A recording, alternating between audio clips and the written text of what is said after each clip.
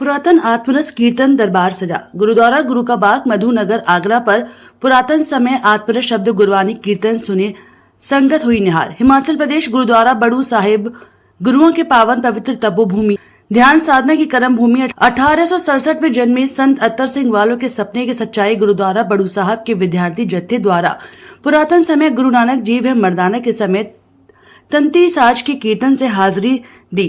संत अत्तर सिंह जी की कृपा का सदका धन धन श्री गुरु ग्रंथ साहिब जी की हजूरी में शब्द गुरबानी कीर्तन का गायन हुआ। संता के कराज आप खलियो हर काम करवाना आया राम, संत का मार्ग धमके वाड़ी को वडभागी पावे।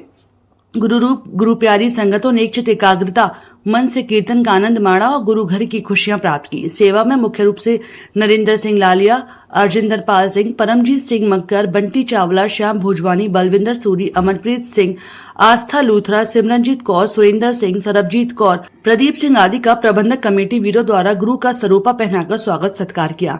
एजुकेशन सेमिनार 28 अप्रैल सुबह 10:30 से दोपहर 12:30 बजे तक गुरुद्वारा मधुनगर आगरा पर। 24 अपनी न्यूज से संवाददाता वर्षा गुप्ता की खास रिपोर्ट।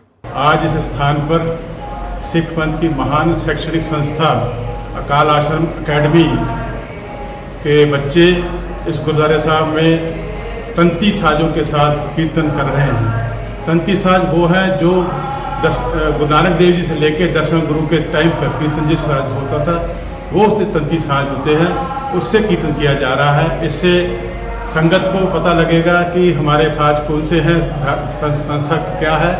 और मेरी सभी आगरा निवासियों से अपील है कि इस प्रोग्राम में आप अधिक से संख्या पहुँच के गुरु महाराज खुशियाँ प्राप्त करें। वाहिगुरु जी का खालसा, वाहिगुरु जी की फतेह। हमारे गुरुद्वारा गुरु का बाग में बड़ू साहब से बच्चे आए हुए हैं जो कीर्तन कर रहे हैं, रूहानी कीर्तन कर रहे हैं तंती साजों के साथ। ये गुरु नानक देव जी के टाइम में साथ चलते थे और आज का कीर्तन उनका बच्चों का सुन के ऐसा लगता है कि हम उसी युग में पहुंच गए हैं।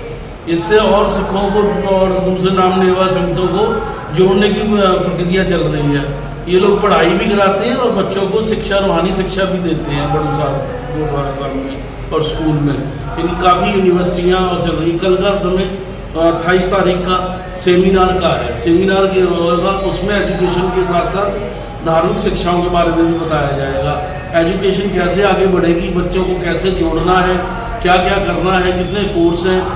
बड़ू साहब की बहुत सारी यूनिवर्सिटियाँ, 2 यूनिवर्सिटियाँ और बहुत सारे स्कूल चल रहे हैं, तो उनमें एडमिशन भी बच्चों के लिए करवाना होता है, तो उसकी सुविधा भी बताएंगे कैसे होता है कैसे नहीं। वाहिगुरु जी का खालसा, वाहिगुरु। हिमाचल की वादियों से गुरु महाराज की जहाँ बख्शीश होती है, उस पावन पवित्र तपोभूमि से विद्यार्थियों ने यहाँ पे अमोलो गुरु की वाणी से संगतों को न्याल किया है।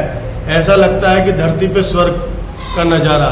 आज गुरु का बाग में जो अमृत वर्षा हो रही है, निश्चित ही ये अलौकिक दृश्य अगर जिससे छूटता है तो गुरु की उस पर बख्शीश नहीं है।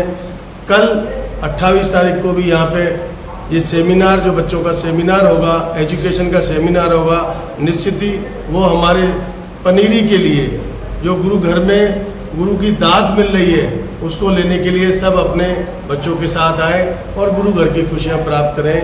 वाहिगुरु जी का खालसा, वाहिगुरु जी की। और मधुनगर में आज हमारा शाम के दीवान जो है कीर्तन के लगे हुए हैं। संगत आ रही हैं, दर्शन कर रहे हैं और इलाही कीर्तन का जो है आनंद मान रहे हैं। और कल हमारा एक एजुकेशनल वेबिनार भी होने वाला, सेमिनार भी होने वाला है, जिसमें कि हम बच्चों को नर्सरी से लेकर PhD तक जो कलगीधर सोसाइटी में 129 CBSE स्कूल्स और हमारी 2 यूनिवर्सिटियाँ चल रही हैं, उसके बारे में हम जो भी कल ऑडियंस होगी उनको हम इसके बारे में प्राइस करेंगे। इसके बारे में हम सारे ही ऑडियंस को जानकारी प्रोवाइड करेंगे और किस प्रकार हम बच्चों को नर्सरी से लेकर PhD तक उनको पढ़ाई करवा के उनके एक नव गुरुकुल के हिसाब से गुरुकुल एक हमने इस्टेब्लिश किया है, जहाँ पर हम बच्चों को दुनियावी शिक्षा के साथ साथ धार्मिक शिक्षा भी देते हैं, ताकि एक ग्लोबल सिटीजन का निर्माण हो सके और जिससे वर्ल्ड पीस जो हमारा मिशन है वो इस्टेब्लिश होगा।